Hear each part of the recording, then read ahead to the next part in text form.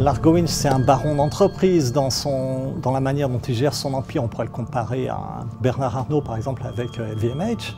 On pourrait le comparer, pour son aspect vraiment philanthropique, à un Bill Gates qui a dédié une partie de sa fortune à des considérations plus sociétales. C'est Jean Van Hamme qui qualifie lui-même Largo Winch de Boy Scout de l'économie. Alors Boy Scout, c'est quoi? Un Boy Scout, c'est quelqu'un qui veut faire des bonnes actions.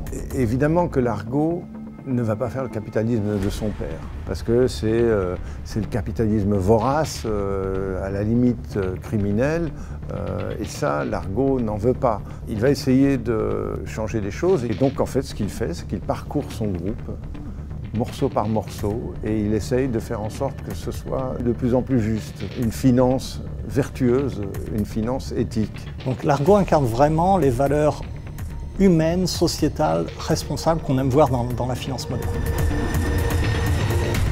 Et le board d'ailleurs devant lequel on se trouve est assez parlant. Quand Largo est arrivé au pouvoir, quand il a hérité du groupe de son père en 1990, vous pouvez voir sur les pages de garde la composition du board, ce n'était que des hommes. 30 ans plus tard, 4 ou 5 femmes sur 13 au board de Largo. Et je ne crois pas que beaucoup de groupes du CAC 40 puissent se targuer d'avoir une telle féminisation de leur board, même aujourd'hui en 2020.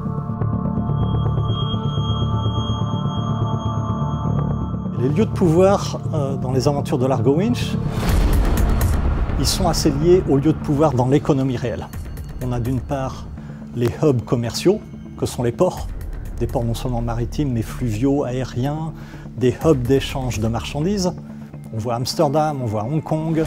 Il y a également les grandes places boursières, New York, notamment. Largo va aller également à Washington, bien évidemment. Parfois même dans un seul album, on traverse le monde entier. On passe de New York à Venise, le lendemain on est en Suisse, le surlendemain on se retrouve à Chicago.